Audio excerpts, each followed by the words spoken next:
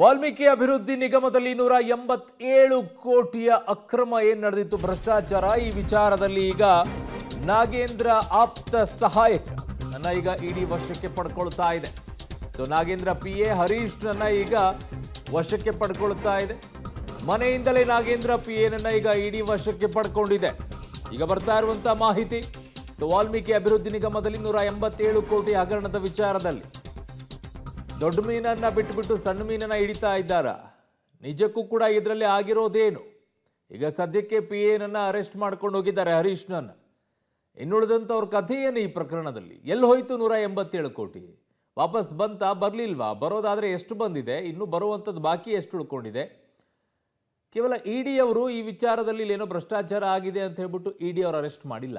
ಇದರಲ್ಲಿ ಹವಾಲಾ ಹಣ ವಿಚಾರದಲ್ಲಿ ಬಹಳ ದೊಡ್ಡ ಮಟ್ಟದಲ್ಲಿ ವಾಸನೆ ಬರ್ತಾ ಇದ್ದಿದ್ದು ಹವಾಲಾ ಹಣ. ಸೊ ಹಾಗಾಗಿನೇ ಆ ಅನುಮಾನ ಇದ್ದಿದ್ದು. ಏಕಾಏಕಿಯಾಗಿ ಇಡಿ ಅವರು ಇದರಲ್ಲಿ ದಾಳಿ ಮಾಡುವಂಥದ್ದು ಅವಶ್ಯಕತೆ ಇರಲಿಲ್ಲ. ಬಟ್ ಯಾಕೆ ಬಂದಿದ್ದಾರೆ ಅನ್ನುವಂಥದ್ದು ಬಹಳ ಮುಖ್ಯವಾಗುತ್ತೆ. ಸುಮ್ಮನೆ ಬರೋಕ್ಕಾಗೋದಿಲ್ಲ. ಕಂಡ್ಕಂಡವ್ರ ಮನೇಲಿ ಯಾಕೆ ಬರೋಕ್ಕಾಗತ್ತೆ? ಇಲ್ಲಿ ಹವಾಲಾ ಹಣ ವಾಸನೆ ಬಡ್ದಿದೆ. ಎಲ್ಲಿ ಹೋಗಿದೆ ದುಡ್ಡು ಅನ್ನುವಂಥದ್ದು ವಿಚಾರ. ಸೊ ಹವಾಲಾ ಹಣ ವಿಚಾರದಲ್ಲಿನೇ ಈಗ ಎಂಟ್ರಿಯನ್ನು ಕೊಡ್ತಾ ಇರುವಂಥದ್ದು. ಸಾಮಾನ್ಯವಾಗಿ ಇಡಿ ಯಾವಾಗ ಎಂಟ್ರಿ ಕೊಡುತ್ತೆ ಅನ್ನೋದಾದರೆ, ಇಲ್ಲಿಂದ ಬೇರೆ ದೇಶಗಳಿಗೆ ಹಣ ವರ್ಗಾವಣೆಗಳಾಗಿರುವಂಥದ್ದು ಏನಾದರೂ ಇದ್ದಾಗ ಅವ್ರು ಎಂಟ್ರಿ ಕೊಡ್ತಾರೆ. ಈ ಹಣ ಬೇರೆ ದೇಶದಲ್ಲಿ ಏನಾದರೂ ವರ್ಗಾವಣೆ ಆಗಿದೆಯಾ?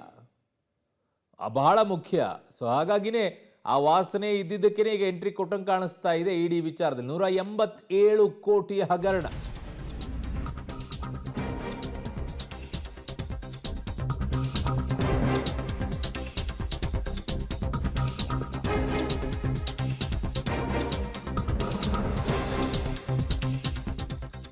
ಅರೆಸ್ಟ್ ಮಾಡಿ ಈಗ ಶಾಂತಿನಗರದ ಕಚೇರಿ ಕರ್ಕೊಂಡು ಹೋಗಿದ್ದಾರೆ. ನಾಗೇಂದ್ರ ಆಪ್ತ ಸಹಾಯಕ ಹರೀಶ್ನನ್ನ ಶಾಂತಿನಗರದ ಇಡಿ ಕಚೇರಿಗೆ ಈಗ ಅಧಿಕಾರಿಗಳು ಕರೆದೊಯ್ತಾ ಇದ್ದಾರೆ. ನಾಗೇಂದ್ರ ಅವರ ಆಪ್ತ ಸಹಾಯಕ ಹರೀಶ್ನನ್ನ. ಆಪ್ತ ಸಹಾಯಕರಂದ್ರೆ ಒಬ್ಬರೇ ಇರೋದಿಲ್ಲ, 4-5 ಜನ 6 ಜನ ಇರ್ತಾರೆ. ಶಾಸಕರಿಗೂ ಇರ್ತಾರೆ, ಸಚಿವರಿಗೂ ಇರ್ತಾರೆ, ಮಂತ್ರಿಗಳಿಗೆ ಅತಿ ಸ್ವಲ್ಪ ಜಾಸ್ತಿ ಇರ್ತಾರೆ. ಕಾರಣ ಅವ್ರ ಕ್ಷೇತ್ರದಲ್ಲಿ ಒಂದಿಷ್ಟು ಜನ, ಇಲ್ಲಿ ಕಚೇರಿಗಳಲ್ಲಿ ಒಂದಿಷ್ಟು ಜನ. ಸೊ ಹಾಗಾಗಿ ಅಲ್ಲಿ ಜಾಸ್ತಿ ಇರ್ತಾರೆ. ಇಲ್ಲಿ ಆಪ್ತ ಸಹಾಯಕ ಹರೀಶ್ನನ್ನ ಕರ್ಕೊಂಡು ಹೋಗ್ತಾ ಇದ್ದಾರೆ. ಕಾರಣ ನಾಗೇಂದ್ರ ಅವರು ಮಂತ್ರಿ ಆದಂಥ ಸಂದರ್ಭದಲ್ಲಿ ಆಪ್ತ ಸಹಾಯಕ ಆಗಿರುವಂಥ ಹರೀಶ್ ಹಲವು ವಿಚಾರಗಳು ಈಗ ಹರೀಶ್ನ ವಿಚಾರದಲ್ಲಿ ಬರ್ತಾ ಇದೆ. ಎಲ್ಲಿ ಹೋಗಿದೆ, ಏನು, ಇವ್ರ ಲಿಂಕ್ ಯಾಕೆ ಬರ್ತಾ ಇದೆ? MD ಆಯಿತು, ಅಕೌಂಟೆಂಟ್ಗಳಾಯಿತು, ಆ ವಿಚಾರ ಆಯಿತು, ಈ ವಿಚಾರ ಆಯಿತು. ಅರೆ ಈಗ ಆಪ್ತ ಸಹಾಯಕ ಯಾಕೆ ಬಂದರು ಅಂತ ನಿಮ್ಮಲ್ಲಿ ಒಂದು ಪ್ರಶ್ನೆ ಕಾಡುತ್ತೆ. ನನ್ನ ಸಹೋದ್ಯೋಗಿಗಳು ಕ್ರೈಮ್ ಬ್ಯೂರೋ ಹೆಡ್ ಆಗಿರುವಂಥ ಮುರಳೀಧರ್, ಇನ್ನೊಂದು ಕಡೆಗೆ ಉಮೇಶ್ ನನ್ನ ಜೊತೆಗೆ ಸಂಪರ್ಕಕ್ಕೆ ಸಿಗ್ತಾ ಇದ್ದಾರೆ. ಮೊದಲನೇದಾಗಿ ಮುರಳಿ, ಈ ವಿಚಾರದಲ್ಲಿ ಈಗ ಹಲವು ಪ್ರಶ್ನೆಗಳು ಎದ್ದಿತ್ತು. ಒಂದು ಕಡೆಗೆ SIT ತನಿಖೆಯನ್ನು ಮಾಡ್ತಾ ಇದೆ, CBI ತನಿಖೆಯನ್ನು ಮಾಡ್ತಾ ಇದೆ. ವೈ ಇಡಿ? ಸೊ ಹವಾಲಾ ಹಣ ಟ್ರಾನ್ಸಾಕ್ಷನ್ ಆಗಿದೆ. ಸಾಮಾನ್ಯವಾಗಿ ಇಡಿ ಬರುವಂಥದ್ದು ಈ ವಿದೇಶಗಳಲ್ಲಿ ಏನಾದರೂ ಹಣ ವರ್ಗಾವಣೆ ಆಗಿದೆ ಅನ್ನುವಂಥ ವಿಚಾರದಲ್ಲಿ ಇಡಿ ಬರುತ್ತೆ. ಆ ಸಂದರ್ಭದಲ್ಲಿ ಇಲ್ಲಿ ಯಾಕೆ ಎಂಟ್ರಿ ಕೊಟ್ಟರು, ಮತ್ತೆ ಆಪ್ತ ಸಹಾಯಕನ ಮೇಲೆ ಅರೆಸ್ಟ್ ಮಾಡುವಂಥ ಪರಿಸ್ಥಿತಿ ಯಾಕೆ ಬಂತು, ಈಗ ವಶಕ್ಕೆ ತಗೊಳ್ಳುವಂಥ ಪರಿಸ್ಥಿತಿ? ಮುರಳಿ, ಅರುಣ್, ಏನಂದ್ರೆ ಈ ಪ್ರಕರಣಕ್ಕೆ ಸಂಬಂಧಪಟ್ಟಂತೆ ಇಡಿ ಅಧಿಕಾರಿಗಳು ಸಾಕಷ್ಟು ಮಾಹಿತಿಗಳನ್ನ ಕಲೆ ಹಾಕ್ತಾ ಇದ್ರು. ಕಳೆದ ಒಂದು ತಿಂಗಳಿಂದನೂ ಕೂಡ ನಿರಂತರವಾಗಿ ಮಾಹಿತಿಗಳನ್ನ ಕಲೆ ಹಾಕ್ತಾ ಇದ್ರು. ಅದು ಜೂನ್ 8ನೇ ತಾರೀಕು ECIR ಅನ್ನ ರಿಜಿಸ್ಟರ್ ಮಾಡ್ಕೊಳ್ತಾರೆ. ಜೊತೆಗೆ SIT ಅಧಿಕಾರಿಗಳು ತನಿಖೆ ಮಾಡ್ತಾ ಇರೋ ಸಂದರ್ಭದಲ್ಲಿ ಸಾಕಷ್ಟು ಜನ ಆರೋಪಿಗಳನ್ನ ಬಂಧನಕ್ಕೆ ಒಳಪಡಿಸ್ತಾರೆ. ಅದರಲ್ಲಿ 11 ಜನ ಆರೋಪಿಗಳು. ಅದರಲ್ಲಿ ಪ್ರಮುಖವಾದ ಆರೋಪಿ ಸತ್ಯನಾರಾಯಣ ವರ್ಮ ಮತ್ತು ಪದ್ಮರಾಮ್ ಮತ್ತು ಪರಶುರಾಮ್, ಈ ಆರೋಪಿಗಳೇನಿದ್ರು, ಈ ಆರೋಪಿಗಳ ಹೇಳಿಕೆಗಳನ್ನ ಏನು ನ್ಯಾಯಾಲಯದ ಆದೇಶವನ್ನ ಪಡ್ಕೊಂಡು, ನ್ಯಾಯಾಲಯದ ಅನುಮತಿಯನ್ನ ಪಡ್ಕೊಂಡು ಜೈಲಿನಲ್ಲಿ ಅವರನ್ನ ವಿಚಾರಣೆಗೆ ಒಳಪಡಿಸ್ತಾರೆ.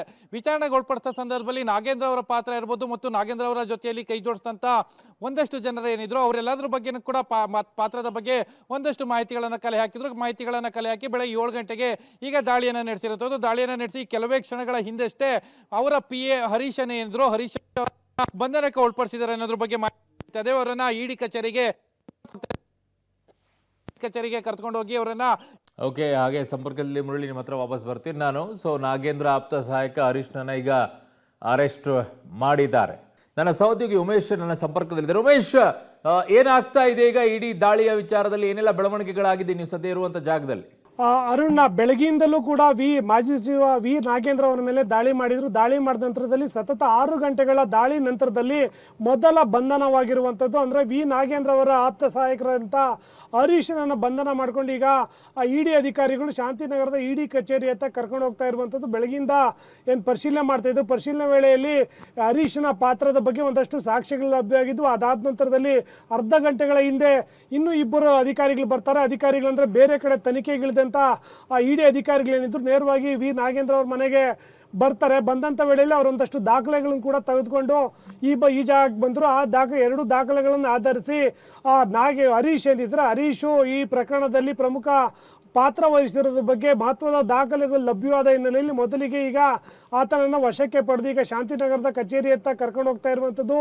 ಈ ನಿಗಮದ ಹಗರಣ ಏನು ಬೆಳಕಿಗೆ ಬಂದಿದೆ, ಬೆಳಕಿಗೆ ಬಂದ ನಂತರದಲ್ಲಿ ಮಾಜಿ ಸಚಿವ ವಿ ನಾಗೇಂದ್ರ ಅವರು ಈಗಾಗಲೇ ರಾಜೀನಾಮೆ ಕೊಟ್ಟಿದ್ದಾರೆ. ಆದರೆ ಅವರ ಹಿಂದೆ ಪರೋಕ್ಷವಾಗಿ ಅವರು ಕೈವಾಡ ಇರೋದ್ರ ಬಗ್ಗೆ ಕೂಡ ಮಾಹಿತಿಗಳು ಲಭ್ಯ ಆಗಿದ್ವು. ಆದರೆ ಪರೋಕ್ಷವಾಗಿ ಅಂದರೆ ಈ PA ಹರೀಶ್ ಏನಿದ್ದಾರೆ ಅವರು ನಾಗೇಂದ್ರ ಪರವಾಗಿ ಇವರು ಎಲ್ಲ ಏನೋ ಡೀಲ್ ಮಾಡಿದ್ರು, ಅಕ್ರಮವಾಗಿದ್ರು ಅನ್ನೋದ್ರ ಬಗ್ಗೆ ಇಡಿ ಅಧಿಕಾರಿಗಳಿಗೆ ಮಾಹಿತಿ ಲಭ್ಯ ಆಗಿರುವಂಥದ್ದು. ಹಾಗಾಗಿಯೇ ಈಗ ಈ ಪ್ರಕರಣದಲ್ಲಿ 6 ಗಂಟೆಗಳ ಪರಿಶೀಲನೆ ನಂತರದಲ್ಲಿ ಮೊದಲಿಗೆ ಈಗ ಹರೀಶ್ನನ್ನು ಈಗ ಕಸ್ಟಡಿಗೆ ಪಡೆದಿರುವಂಥದ್ದು. ಕಸ್ಟಡಿಗೆ ಪಡಿಬೇಕು ಅಂದರೆ ಸೂಕ್ತ ದಾಖಲೆಗಳು ಇರಬೇಕಾಗುತ್ತೆ. ಆ ದಾಖಲೆಗಳನ್ನು ಇತರೆ ಕಡೆಗಳಿಂದ ತೆಗೆದುಕೊಂಡು ಬಂದಂಥ ಇಬ್ಬರು ಅಧಿಕಾರಿಗಳಿಂದ ಇಬ್ಬರು ಅಧಿಕಾರಿಗಳು ಇಲ್ಲಿ ಕರ್ಕೊಂಡು ಬಂದ ನಂತರದಲ್ಲಿ ಈಗ ಓರ್ವ CRPF ಅಧಿಕಾರಿ ಮತ್ತು ಇಡಿ ಅಧಿಕಾರಿಗಳ ಜೊತೆಗೆ ಇನೋವಾ ಕಾರಿನಲ್ಲಿ ಆತನಿಗೆ ಪುಲ್ ಓವರ್ ಹಾಕಿ ಮುಖಕ್ಕೆ ಮಾಸ್ಕು ಮತ್ತು ತಲೆಗೆ ಪುಲ್ ಓವರ್ನಂತ ಫುಲ್ ಕಂಪ್ಲೀಟ್ ಮಾಡಿ ಈಗ ಸೇಫ್ ಆಗಿ ಕರ್ಕೊಂಡು ಹೋಗ್ತಾ ಇರುವಂಥದ್ದು. ಅರುಣ್.